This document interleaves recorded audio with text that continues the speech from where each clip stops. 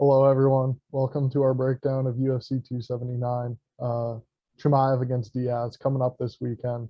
This is going to be a fun card to break down, not only with the main event, of course, but with a lot of great action fights from top to bottom here.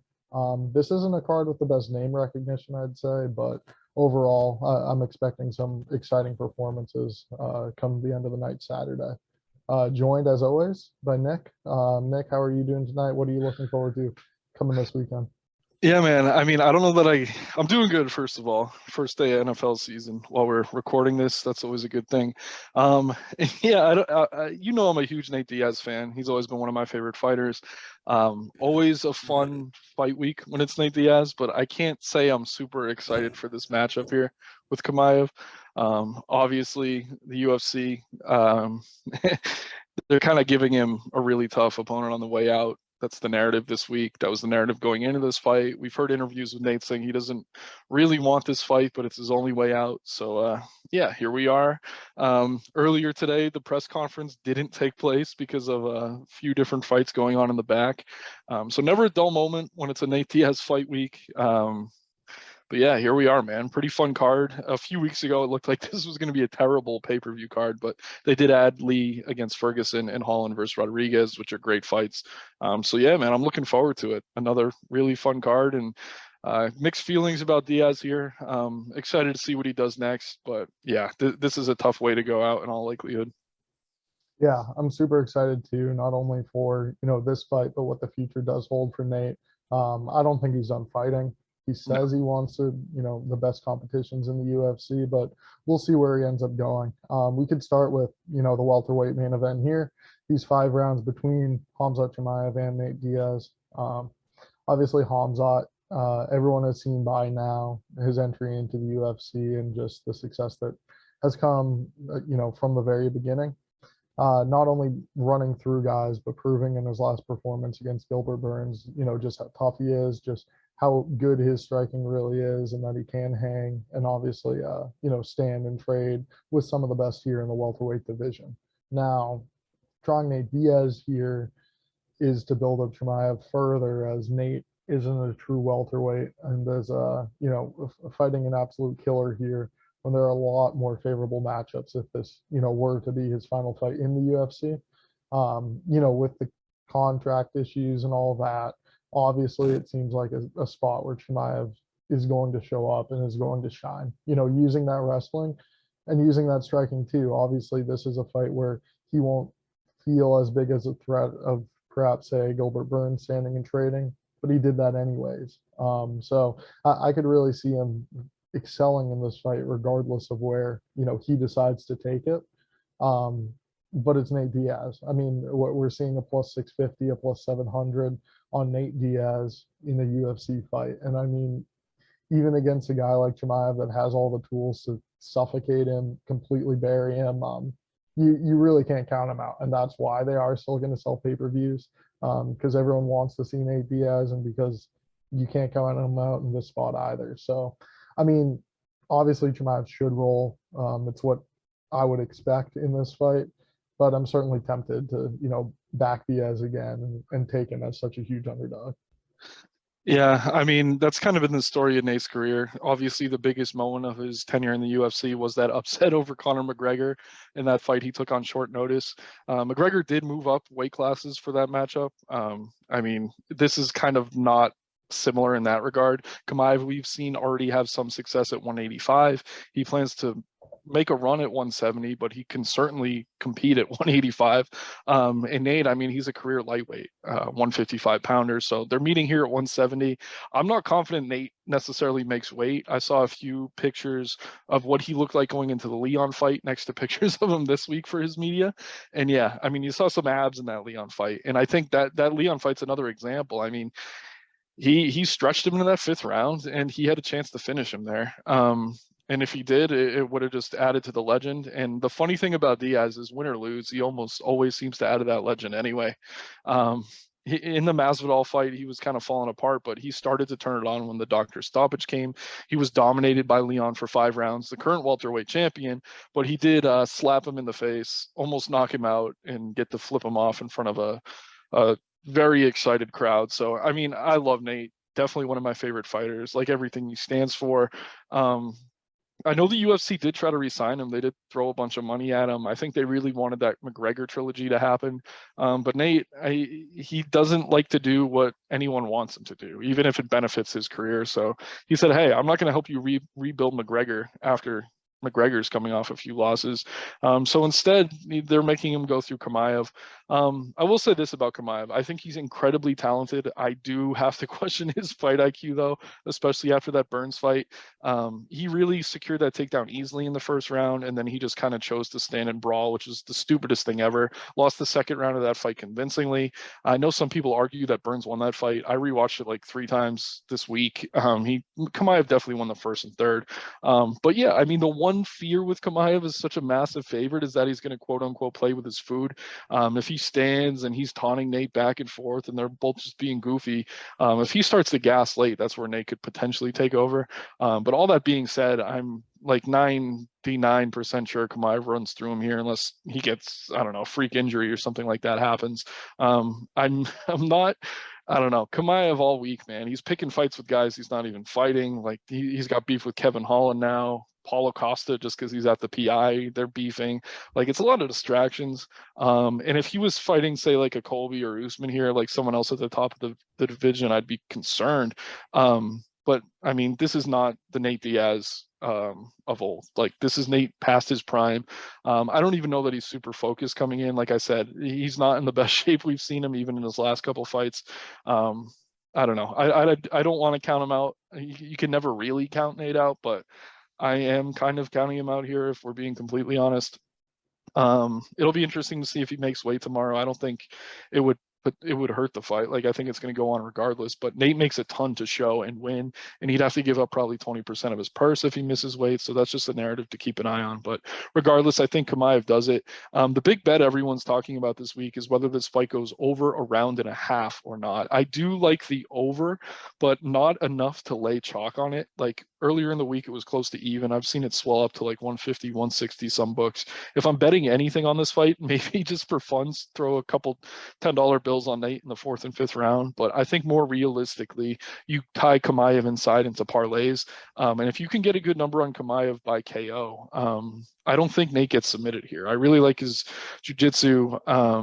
So yeah, I think it's probably going to be Chimaev by TKO. So if you can get a decent number on that, that's probably the angle to bet it. Love Nate Diaz, one of my favorite fighters ever.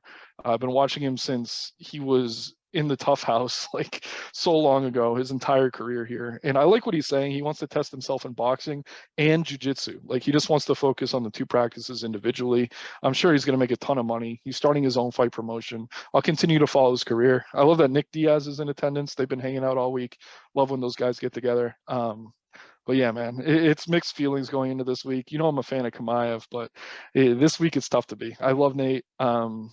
Hate to see him go, and this is just a really tough way to go out. Yeah, it might not be though. I mean, I don't really, know, man. again, Here, the let me just throw a biggest couple numbers. exposure again. I don't mean to cut you off, but 41% takedown defense in the UFC. Nate does not defend takedowns well. We saw Leon taking him down easily. Chimaev's a much better wrestler than Leon. We saw Masvidal take him down a few times easily. So if Chimaev stands like an idiot and trades with him for 5 rounds, Nate'll be live. But if he just takes him down a couple times, I think he can finish him on the ground. But sorry to cut you off. I'll let you continue. No, it's just again exposed in that Burns fight was the cardio of Chimaev just a bit. He had enough in the tank at the very end of the third round, but it seemed like that was all he had. And just with his reckless pursuit of a finish in that fight, that wouldn't really work in a 5 round atmosphere. And I'm not sure he'd adjust. But even laying out a pace like that over the first 3 rounds, I don't know about Diaz and just scar tissue and all that. You Yeah. would have to worry about as well, sort of baked into this line. But again, I just find it hard to believe he's 7-1 against anyone. If this was a different matchup than Chimaev, the undefeated prospect, I don't think this line would be justifiable. So my money probably will go on the Diaz side here.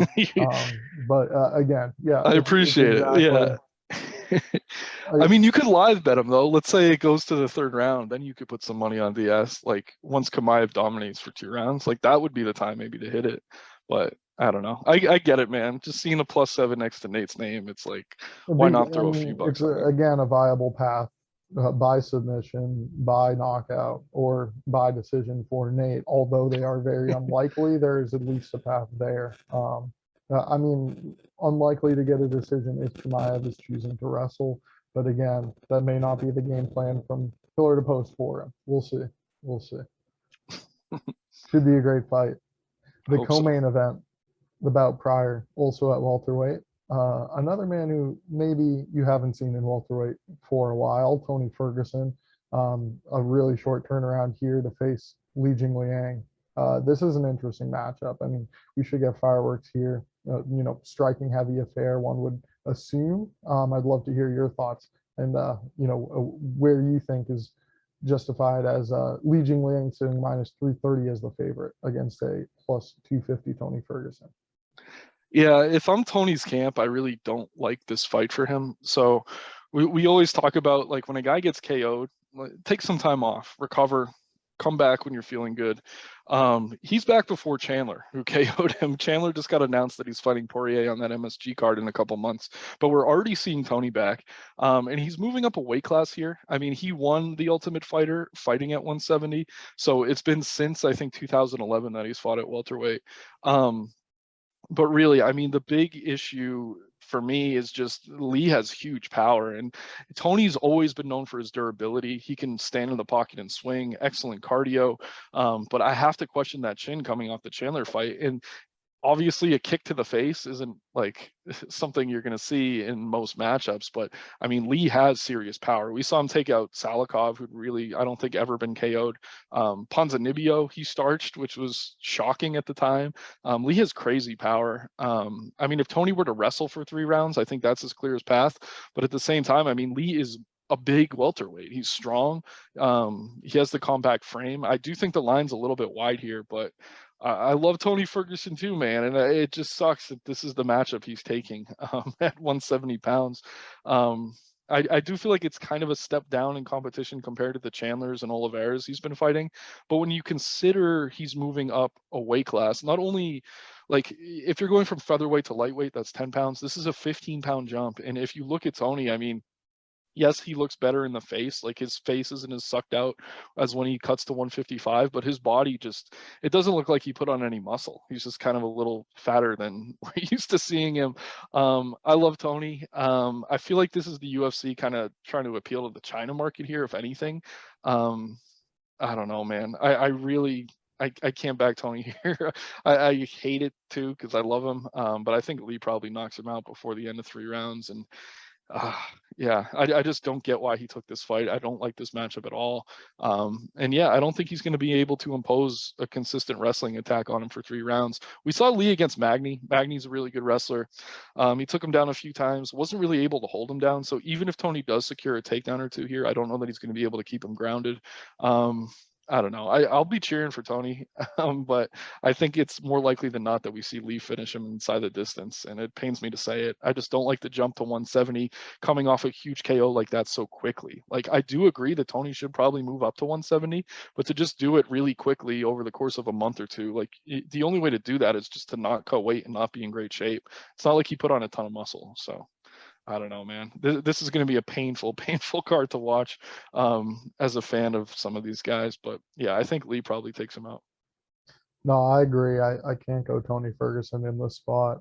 There's just a lot going against it. As you said, just 3 months since that KO loss and now facing a big welterweight. And yeah, in the Ultimate Fighter house, he was getting out those guys at welterweight. But again, it's just you aren't cutting weight. Like most of them are lightweights that were sitting around not cutting weight a bunch as the house would fight a few times every few months. So yeah, Right. Ferguson in the spot. I think more time to build up his game and maybe fight a lower level competition opponent than this would have been the better path. Li Jingliang has a really good resume. I mean, you break it down, Magny, a name on there that you had mentioned, Ponzinibbio, a lot of high level guys in this welterweight division. And then again, the power translating to double-digit knockouts in his UFC tenure, or knockdowns. Yeah. I think he's the pick here, and I really don't see there being a clear path for Tony unless he just unleashes his striking, more comfortable, not cutting the weight, and finding that perfect shot on Li Jingliang. I just don't see it happening and don't feel it warranted at plus 250 odds. So I feel like you either stay away from this spot or you're looking at Jingliang, likely by finish.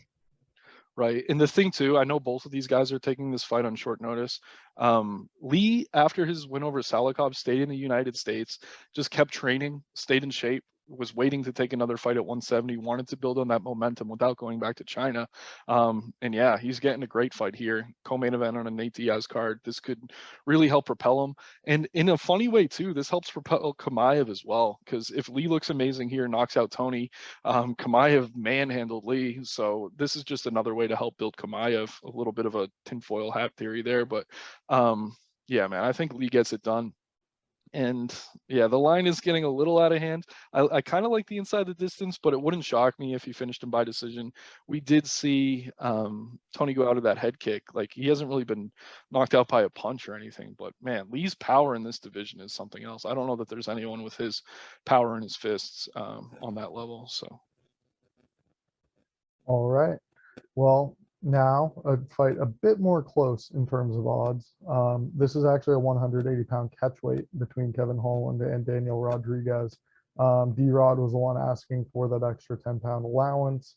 I'm not sure it makes a big difference here, as we've seen Holland as high as middleweight as well. But I mean, this is an interesting matchup. Two strikers. Holland, the lengthier guy, 7-inch reach advantage here, will surely play a factor. I really like his style of striking, the kung fu at range, but also when he puts his hands together, he really, I like his ability to close distance fast using his strikes. And then I think it's interesting if this fight were to hit the mat, just, seeing Travis Lutter, BJJ against a good 10th Planet guy in D-Rod. But these two are looking to stand and bang, especially on this card with the two fights above them. I think Holland is the rightful favorite. I'm just not sure if minus 200 is appropriate.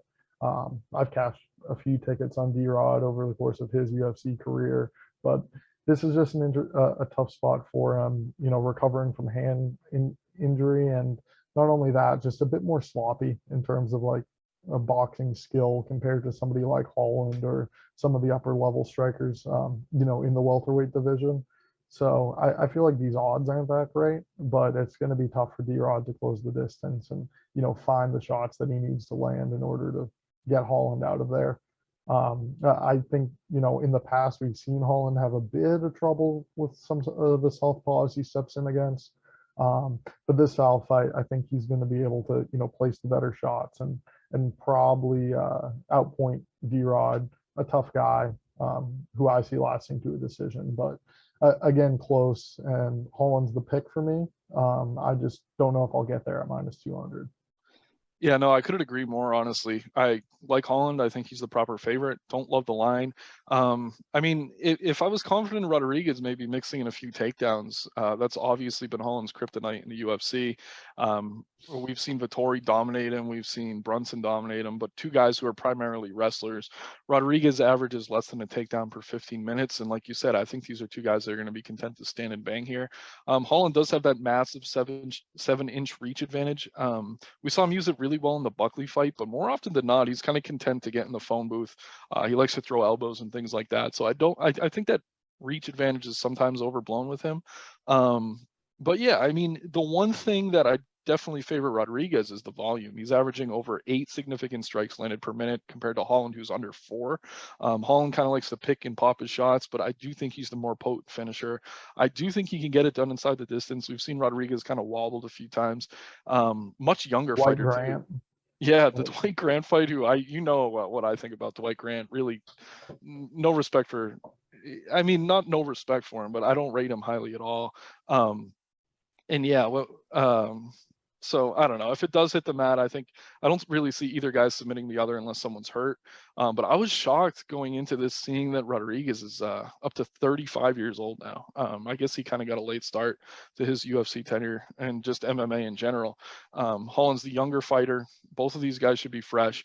And I know Rodriguez, he does generally have pretty crisp boxing, but when you've been out of action for so long, the timing becomes an issue for a striker like him. So I think the long layoff could do more harm than good for him here. I favor Holland, but I agree. I think it should be kind of like 160, 150. I'd be happy to back him at that line.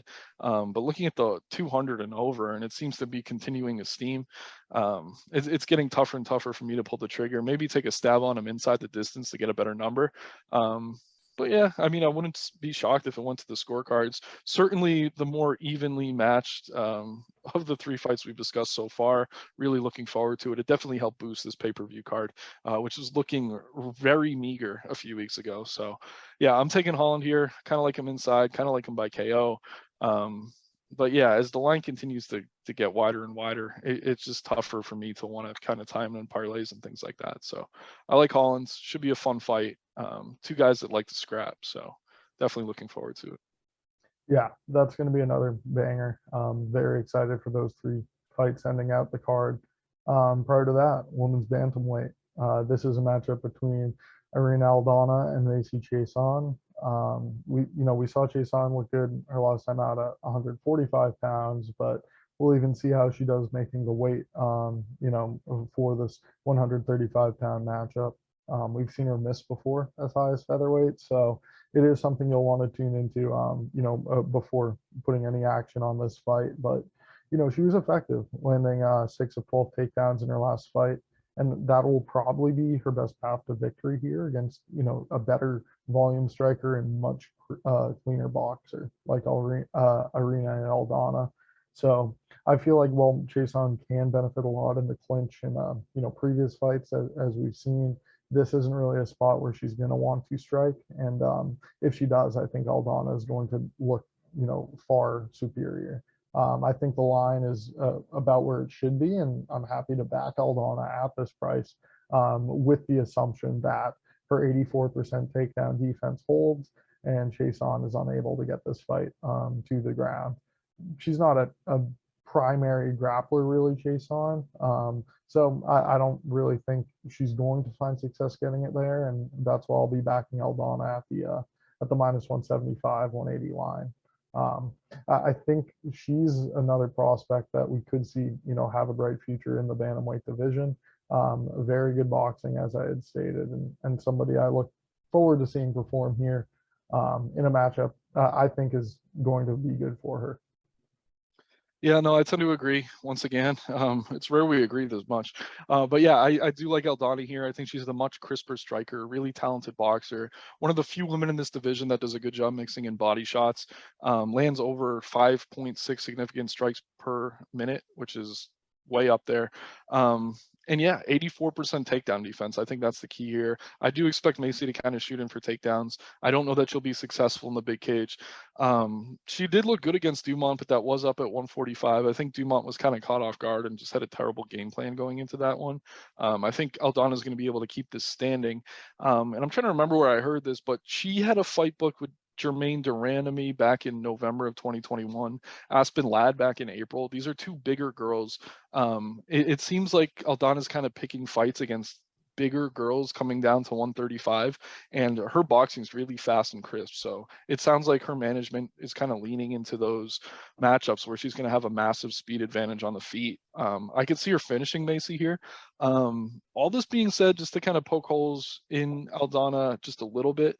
I mean, Chiasson has a path. If she can kind of grind her up against the cage, I don't know that she's going to be able to take her to the mat consistently, but if she can really make this ugly, boring, a slog for 15 minutes, she's going to be live as an underdog. But all that being said, I just think Aldana's striking is that much better. I think she'll be able to keep this on the feet enough to probably pull it out on the scorecards and potentially even finish Macy inside the distance. Macy has made huge improvements. Like, I don't want to knock her too much. Winning 3 of her last 4 fights, certainly a nice upset win over Norma Dumont. But again, I just think the speed of Aldana is really something different than what Macy has seen lately. She's fought Renault, Pennington, Dumont, all kind of slower strikers where Macy had the striking advantage. Maybe not against Pennington, but all that being said, I like Aldani here. I just think she's going to be faster in exchanges, land a lot more shots, take a lot less damage, and she, as long as she could keep this kind of standing for the better part of 15 minutes, she should get it done. So Yeah, completely agree. Not sure about the inside. I'm sure you probably get a good plus number on that, but that's certainly a look I'll dig a bit further into. yeah, it would have to be a good number. Yeah. For sure. Okay, and then opening up the main card, a fun light heavyweight matchup between Johnny Walker and Ian Cudawaba. Um, this is a great fight. I mean, I'm excited for this one. There is a play I love on this matchup here, and that is the under 2 rounds at a minus 220. I mean, these are two pretty reckless, pretty aggressive guys when it comes to fighting. Johnny Walker is somebody who we just saw his chin get touched, and he completely crumpled when fighting Jamal Hill, but that is one of the better strikers in the division. However, throughout his career, Johnny Walker has been put out quite a few times by lesser strikers as well. And I think Cudawaba is a big, powerful striker that should be able to get inside and put a hurting on Johnny Walker. But Johnny Walker is also a very live, mobile heavyweight, light heavyweight that has that heavyweight frame and the ability to really put power shots together and land big explosive movements on his opponent. So I think the under is the best look. And honestly, with two volatile, fringe top 15 light heavyweights, I think the dog is the side I kind of want to lean. I mean, I've picked Johnny Walker quite a lot. I like his energy. I like his style. I like the way in which he fights. And even though that puts him in a lot of danger, I think this is a spot where he could excel with such a significant edge in reach and height against Ian Cudawaba. Cudawaba has shown some success through grappling as well, quite a bit over the course of his career. But I feel like in a matchup like this, if he's unable to get Walker down, and even if that were the path he, chooses on the feet, it is going to be closer than this line suggests. And I think Walker is a live dog, but I certainly see one of these two getting finished. Probably the guy with the worst chin in Walker, but we'll see. Yeah, these are two guys who are tough to trust, two fighters who are very tough to put your hard-earned money on. So I actually really like that angle you're saying of the under 2 rounds. That's probably the best bet here. For me, I'm leaning with Cudawaba, and it's like you said, it's through the wrestling. He's averaging just under 5 takedowns per 15 minutes. Johnny Walker has a 62% takedown defense, something he's certainly not known for. And yeah, I just don't like the move to SGB Ireland for Walker. I mean, as chaotic and as volatile as Walker is, like John Kavanagh has him kind of trying to turn him into a point fighter now, which is certainly not what you want to do with a guy like Johnny Walker. When Walker came to the UFC, people were talking about him beating John Jones. He was one of the highest regarded prospects at light heavyweight of the past 20 years. Not 20, that's an exaggeration, but the past since Jones has been champ. But yeah, man, I don't know. I can never put my money on Walker. I'd rather take Cudawaba. I think he has the better chin. Even if Walker rocks him, he could probably hang in and just maybe clinch up, grab a leg, something like that to survive. And yeah, I really think the wrestling is the path here. I think he should be able to take him down. I don't expect him to submit him, but he should be able to work position for some ground and pound. And yeah, all that being said, it's really tough to trust Cudawaba. I had a big play on him last time against Ryan Spawn, a guy I like to fade, and Spawn caught him quickly in what was it, a standing guillotine or something? Yeah, and I wonder if he'll be a bit more hesitant to shoot in a spot like this. I mean, Walker isn't one who really threatens submissions that much, but perhaps shooting right in may not be his, initial reaction after getting caught in that choke. And then just on top of that, I mean, Johnny Walker has poor fight IQ, but Ian Cudawaba does as well.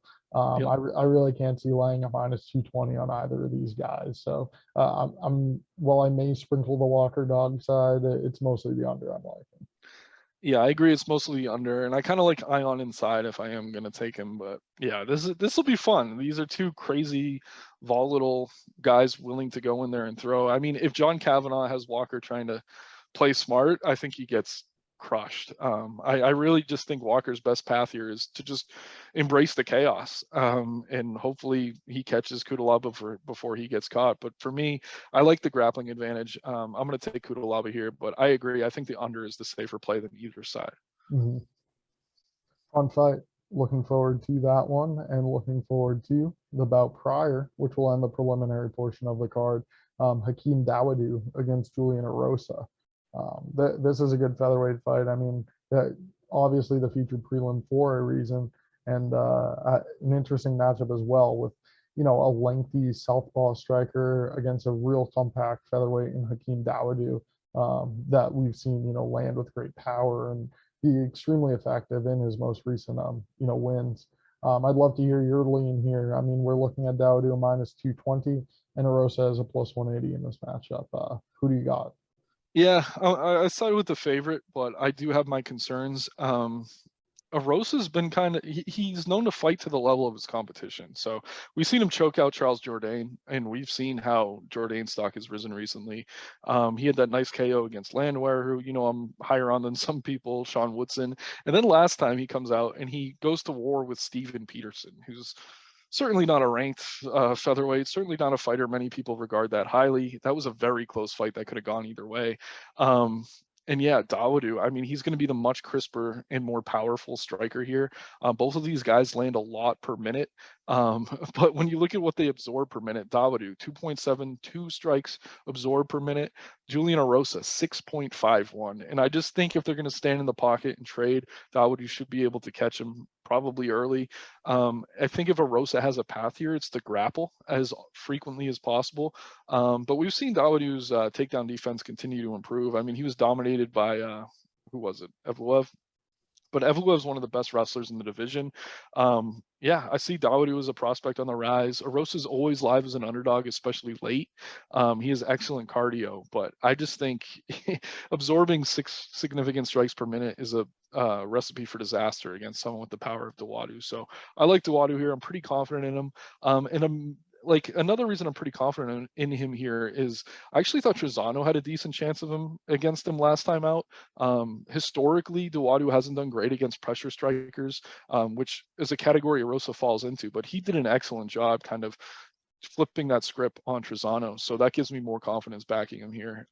So yeah, I like Dawadu. I think he gets it done inside the distance. Would I be shocked if Arosa pulls off the upset? No. But I think he'd have to grapple a lot to do it. I just don't know that he's going to do that here. So I'll take Dawadu. Arosa, man, he's definitely shocked me a few times before though. So I'm not going to get too heavy investing on Dawadu here, but I think he's the better mixed martial artist, pretty much. Definitely on the feet, and I think he can hang in the grappling, at least get back to his feet if he needs to. We saw him get back to his feet a couple times against Evloev, which is very tough to do compared to Arosa. So I like Dawadu here. Yeah, and I agree with a lot of what you said, but Arosa is the side I am leaning in this fight. I mean, with that grappling, I think he does have the slight edge, and I think it is going to be a grappling heavy game plan he needs to enact if he is going to, find himself winning this bout. But I also am not sure exactly what the later rounds of this matchup are going to look like. I mean, you say you like the inside the distance, but Dawadu has gone to decision in every UFC bout since his debut. And I'm just not sure if Arosa is going to be a guy he gets out of there early. And then as we look into, rounds 2, rounds 3, I think Arosa really has a path to victory coming alive as this fight wears on, not only utilizing his grappling to get, dominant positions against Dawadu, but putting together, the high volume striking that we have seen in the past, even though he eats more shots than, Dawadu, as you had mentioned. I think this is a, matchup where if he is able to survive that early storm, certainly could look like the fresher fighter when it comes to the start of the third round. Cardio hasn't been, a calling card of Arosa in the past, but I feel like in this matchup, just the output we're able to see from him on a consistent basis every fight, I think Arosa could put on a pace that Dawadu can't keep, and that makes him very live at this dog number. And then just with all the decisions we've seen out of Dawadu as well, if this goes to the scorecards, anything can happen. All side at the plus 180, but very close fight. I would agree with you that Dawadu is the more technical, is the superior fighter at this stage of their career, but this is a matchup where I'm just not going to be touching him at a minus 220. No, I understand that. And I honestly, yeah, I mean, Arosa is always someone you could kind of throw a few bucks on. He's going to fight for your dollar. For me, it's just coming off that Peterson fight. It's just really tough for me to feel great about him. But yeah, no, not the worst dog play. I get it. Mm-hmm. A lot of attractive dogs on this card. That is one that I think I will be ending up locking in. But we'll move on now to a wide line here between Jelton Almeida and Anton Turkal. He's stepping in on short notice here for a 220-pound catchweight bout against Almeida. Turkal is not used to heavyweight and obviously wasn't going to fight Almeida at an open weight here. Somebody who's just looked a monster since appearing on Dana White's Contender Series. What I love about Almeida is his Khabib-like grappling and the control that he, displays on the mat, but his also effort to get there. As in all three of his UFC fights, it has been a takedown inside the first minute of the fight that ends up ultimately securing the win. The last time was against a heavyweight in Parker Porter. And I think this, Turkal, while he looked good as well on Dana White's Contender Series, this is sort of a short call, because he is a teammate of Khamzat Chimaev and training out of the same gym. I think he gets the, spot on this card against an absolute killer where I don't see him finding success.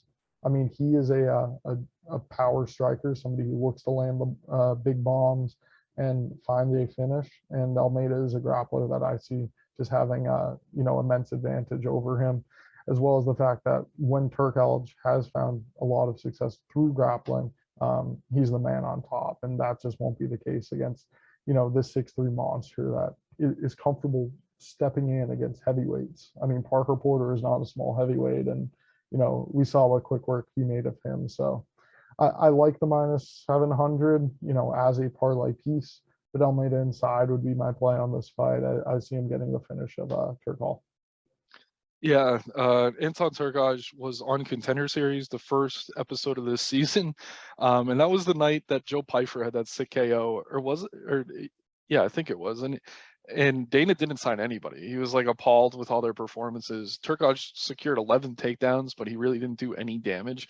That game plan's not going to work here. I know he has KO power, but his striking is far from refined. Really haven't been impressed by anything I've seen out of him on the striking department. And like you said, I mean, Almeida's a guy who was picking up Parker Porter, slamming him down.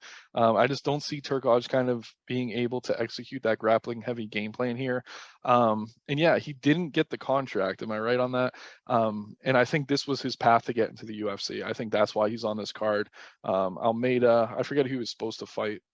Shamil Abdurakhimov. Oh yeah. They were trying to get him into the rankings at heavyweight. And so yeah, he's taking this fight on short notice.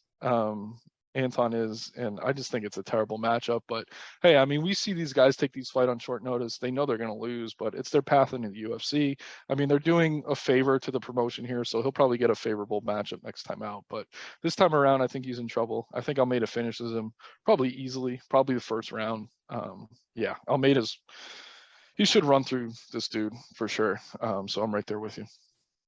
And I mean, I will just say this is an undefeated young fighter, and he's a plus 500 versus when we saw Shamil Abdurakhimov as his opponent, the same line. I'm not sure if it's entirely warranted in that sense, but nonetheless, 12 days notice, I see Almeida getting the job done pretty convincingly. Agreed. All right, looking next at middleweight, we have a matchup between Dennis Julian and Jamie Pickett. I mean, this is an interesting fight. It's going to be tough to see Jamie Pickett, fighting technically and behind his jab against a striker like this, with Julian's weakness primarily being in the grappling department. This is, a favorable matchup for him as well. So it'll be interesting to see whether he could land the power and put a guy like Pickett out, who we have seen touch before. I mean, a really bad loss to Jordan Wright on his record, and not the most stellar performances here and there, but somebody who, when fighting smart, can put it together and use his athletic gifts as an advantage. This is a matchup I don't have a great read on. I mean, Pickett, again, I'm saying he's the more technical guy. It's just hard as a favorite against anyone to be eager to back him. He's my lean right now, but I'd like to hear your thoughts a bit more on breaking this one down. Yeah, this is another fight or not another, this is the first one on the card, but every week there's a couple fights where we do this Thursday night show and I say, hey, make sure you check out that article Saturday morning because we need to spend a little more time digging in. This is one of those. I do have a decent read on these guys. Tallulah, he's one of the main trading partners of Sean Strickland. He's in the cage with him almost every day. One of these guys who likes to spar. He's coming off a tough loss to that kid, Kurzayev. Is that how you pronounce it? Kurziev, that kid's a monster. So he was a massive underdog in that spot. He had a couple moments in the first round, looked a little bit better than I think anyone expected him to. But yeah, he was dominated in the grappling. Pickett, man, I think he has the technical advantage on the feet here, but it's just the lack of volume that concerns me. Landing under 3 significant strikes per minute. Tallulah does take a lot of damage in exchanges, but I don't know that Pickett's going to put enough out there necessarily to stop him or slow him down. The issue with Tallulah and some of these extreme couture guys at times is they spar so much that they get in the cage and they keep sparring. Like, I don't know if that's a good thing to do here against Pickett, who does have some power, but I kind of want to look into that Pickett Holmes fight again. I think he was able to take Holmes down a couple times. I think that could be a key here. But yeah, this is a low level matchup. I'm really not too high on either of these guys. Another one we got to dig a little bit more in on. I agree with you right now. I do side with Pickett. I kind of see him as the more potent finisher.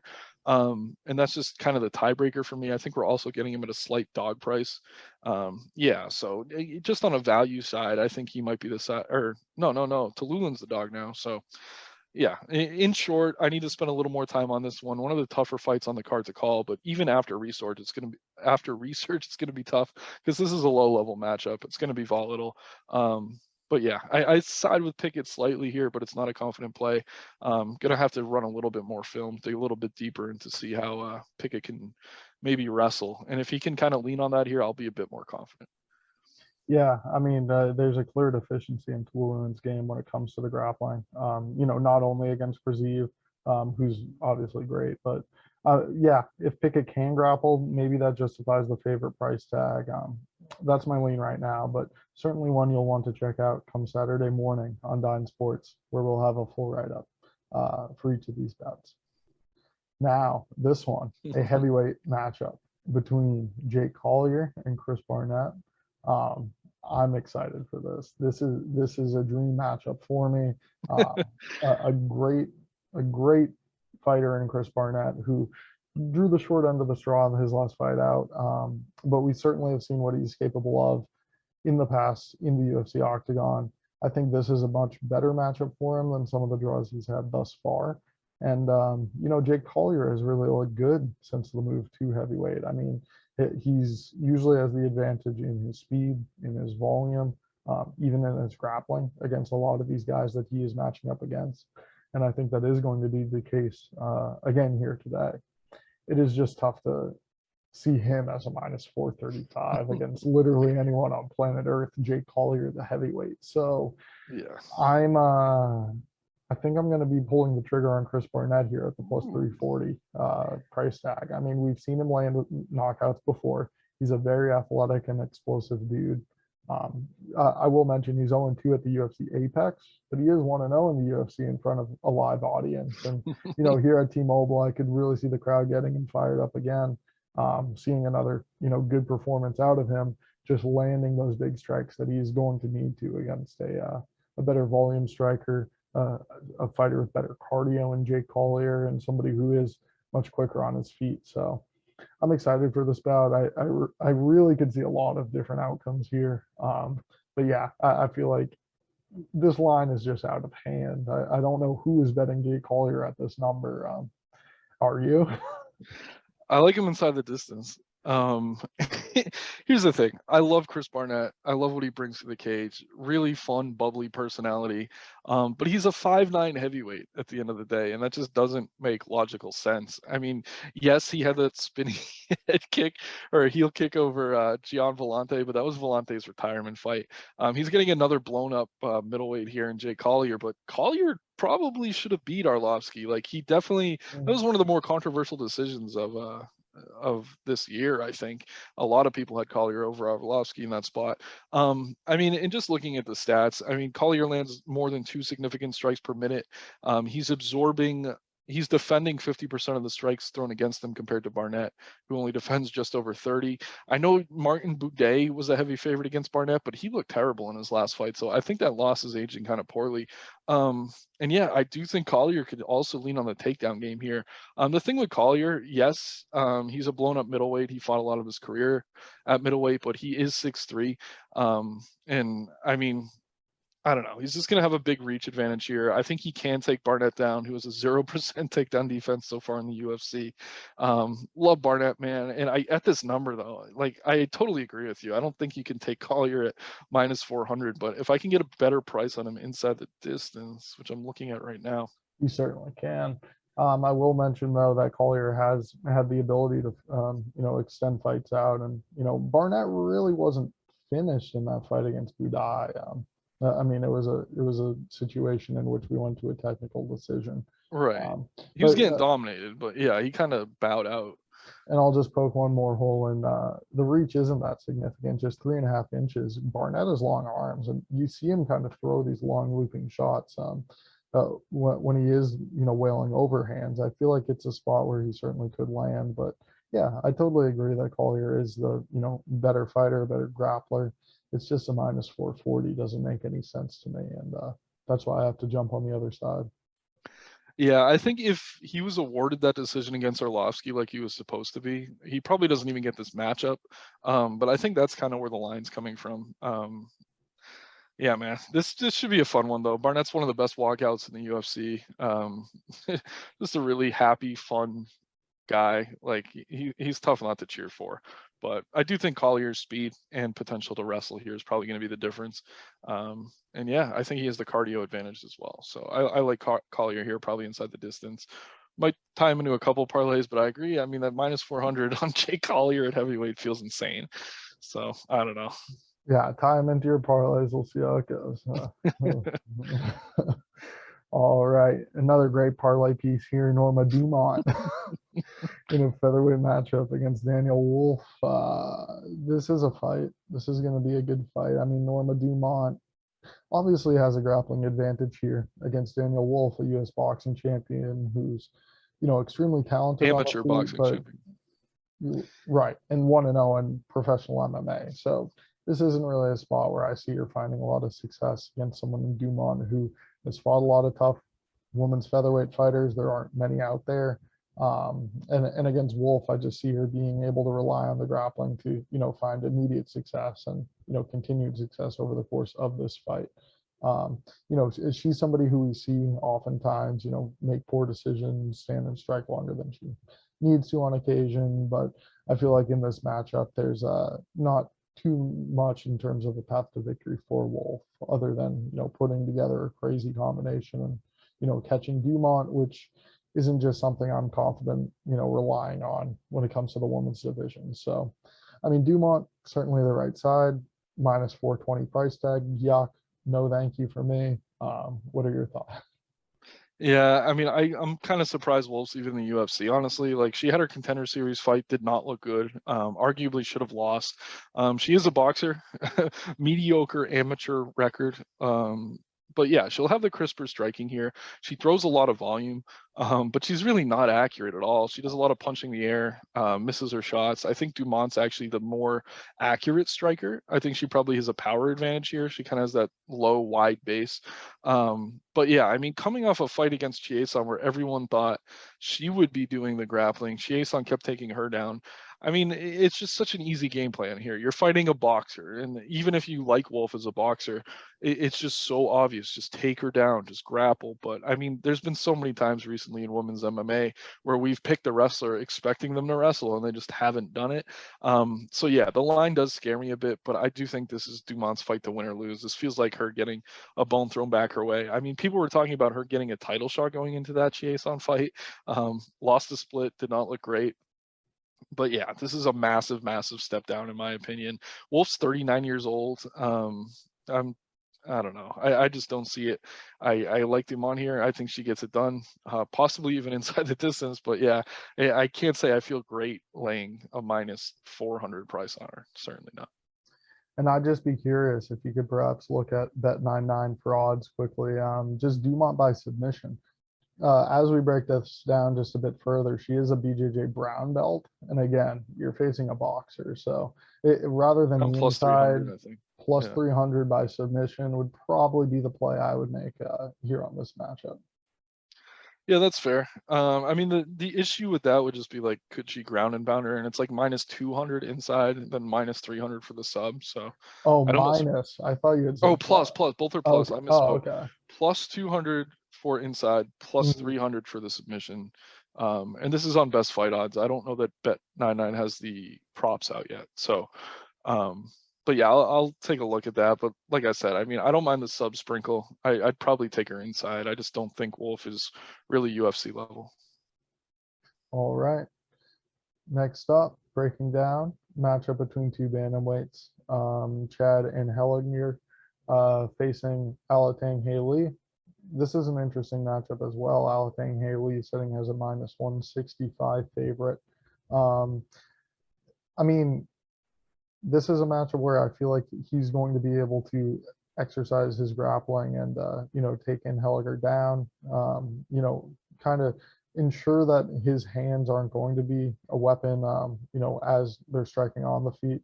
As Alatang Haley is the far superior grappler, but it is just tough to rely on him in this bantamweight division. I mean, we've seen in Helliger, survive some takedowns as well, defend prior to the UFC. And I'm not sure Alatang Haley's wrestling is as high caliber as some people are making it out to be. Um, but when it boils down to it, I mean, he is facing a 35-year-old bantamweight who's a bit reckless in the striking department.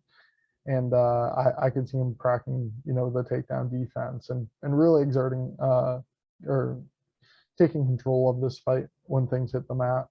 I'm not confident betting him at the minus 165, but with the addition of his hands and what we've seen out of, what he's capable of putting combinations together, quickly finishing a depleted Kevin Kroom.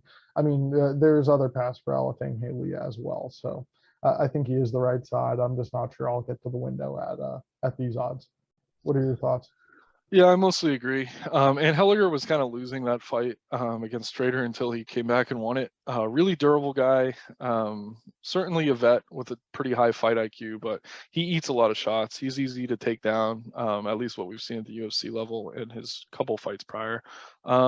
But yeah, I actually think Alatang Haley has a bit of upside. He looked good at times against Casey Kenny when no one really expected him to. Fought to a draw against Gustavo Lopez. I just don't think I know. And Hilliger had that KO over Brady Heinstein regionally, but other than that, man, I mean, his resume is just not that impressive to me. I know he's on a big win streak. But yeah, again, I think this is a card with a lot of eyes on it. I think the UFC is trying to build some of these Chinese prospects. Obviously, that's a massive, massive market, and they have trouble kind of getting fighters to get shine over there because they just haven't been that great, honestly. But I do like Alatang Haley here. I do think he gets it done. I think he's on this card for business reasons, and that's a big reason why I'm kind of comfortable backing him here. I think he can mix in the takedowns. He's averaging just under 2 takedowns per 15 minutes, in spite of fighting a lot of wrestlers so far in the UFC. So I think he'll be able to kind of impose his will here.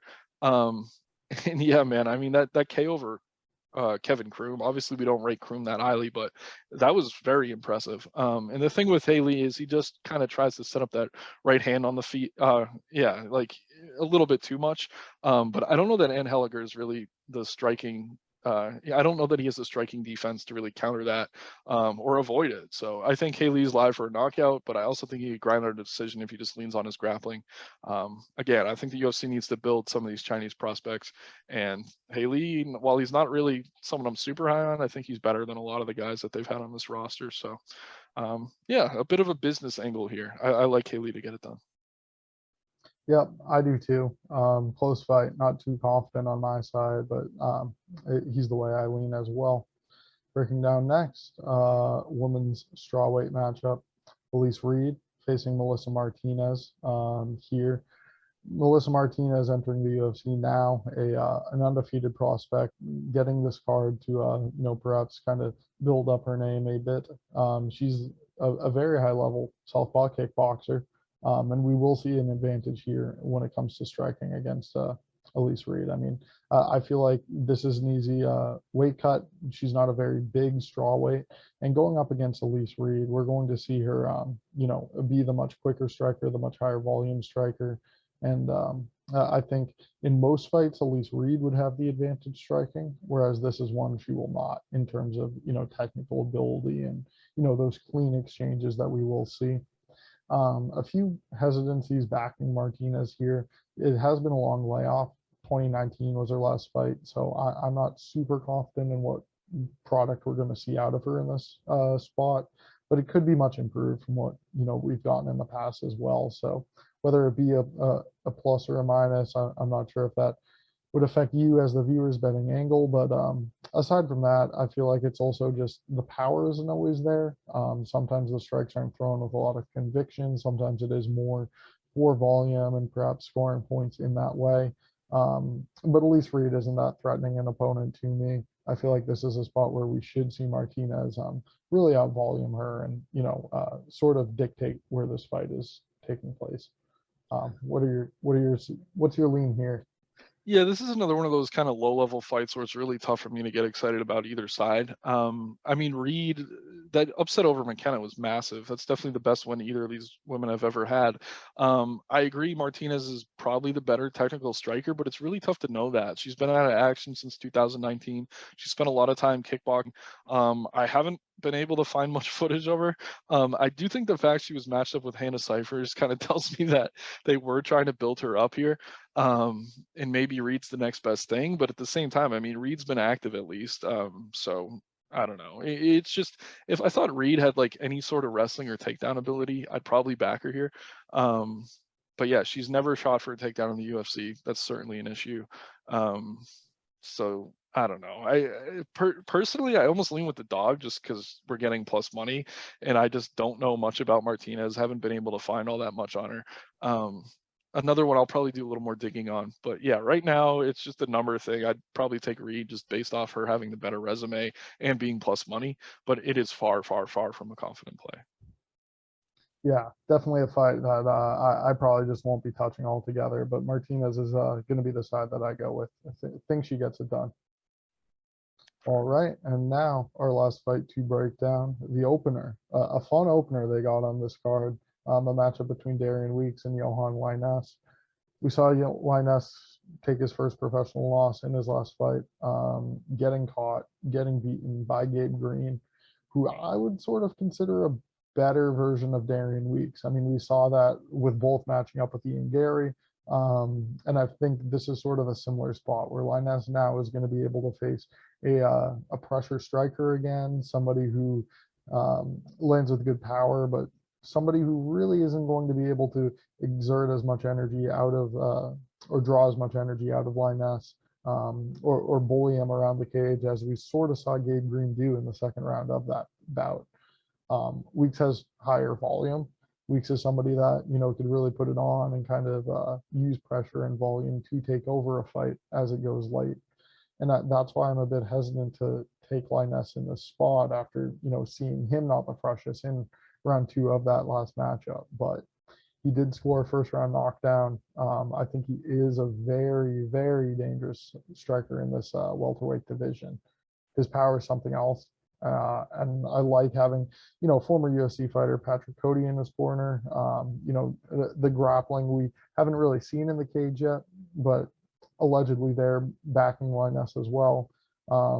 At a dog price, I'm going to be taking him again here. I mean, I think he has the better chance to land a power shot and end this fight. And yeah, I just don't think Weeks is as threatening in terms of wrestling or in terms of the volume that it sort of looks like on paper with these numbers. So Lainez is my pick. I'm hoping he could land. I think he's the more likely fighter to finish. And if this fight were to go to decision, Weeks would probably be the guy getting his hand raised. But yeah, I'm sticking with the Canadian here. Yeah, I think this one, it's not necessarily easy to make a pick on, but it's fairly easy to kind of break down and predict how it's going to play out. I think Lainez certainly has the power advantage. He's certainly going to look great in the first round. but his cardio has not been good. We saw it in the Gabe Green fight. If you go through his fights regionally, he has faded late consistently, whereas we've seen Weeks go the distance with Gary, a very good prospect, and Brian Barberina, who's on an absolute tear right now. So we've seen Weeks eat some shots. We've seen him take fights late and look decent in the late rounds, where Linus, I mean, he's definitely going to be the dangerous finisher early. It's just going to be a question of whether or not Weeks can kind of weather that early storm and then take it into those rounds and maybe grind out a decision. It's a tough fight to call, man. I do like it as an opener. I think Linus is going to come out firing. It's just a question of, can Weeks survive the first round? And that's kind of where you have to decide where to put your money. I lean Linus slightly right now, but I will say this is another one I do want to spend a bit more time on. I kind of want to, I don't know, man. It's just, if Linus doesn't land that KO early, he's probably going to lose. So it's almost like just live bet it. If you like Weeks, just don't take him until after that first round. And if you like Linus, probably get a better number taking him by KO. Probably at some healthy plus money. But this is a volatile fight, a tough one to call. I think Weeks probably has a speed advantage here. I do see him getting in and out of exchanges maybe a little quicker than some of the guys that Linus has been able to knock out. But at the same time, I mean, that power can put anyone out, like you said. So it's definitely a volatile spot, one I could see going either way. Slightly to Linus to get it done in the first round, but not enough confidence to really lay even at a dog price money on him right now, just knowing that he has kind of a small window to get it done. Yeah, and I'll probably be playing the KO as his most likely path, but also just taking him straight. I mean, yeah, he has shown good work to the body in the past before, and even mixing in takedowns. I don't know if that's going to be part of his game plan here. But sapping the energy of Weeks, maybe being the one controlling things in terms of that, could end up getting Linus a later finish or win by decision here. But I definitely think the early knockout is what you'll be looking for, and that's what I'm betting on. Yeah, just one more thing. I could argue that Weeks actually looked better against Gary than Green did, but not that changes much. But just an aside, because I think a lot of people You could consider argue Green Gary the better looked fighter. worse against Weeks than he did against Green. Right. And I think a lot of people consider Green to be the better fighter, and they saw that he went to that war with Linus. But I mean, Weeks looked better than Green did, so I don't know. I would take Gabe Green over Darren Weeks, though. Yeah, I probably would too. Yeah. All right. Well, it's been fun breaking down this card. I'm very excited for UFC 279. I mean, we just went through all these fights. I forgot Chimaev versus Diaz is at the top. It's going to be a great night. Be sure to tune in for the pay-per-view. And again, for all those listening, be sure to check out our article on Saturday morning on Dime Sports, where we again provide a full breakdown of each of these fights with our official prediction. Nick, thanks for joining me, and I'm really looking forward to UFC 279. You too, man. Have a good night.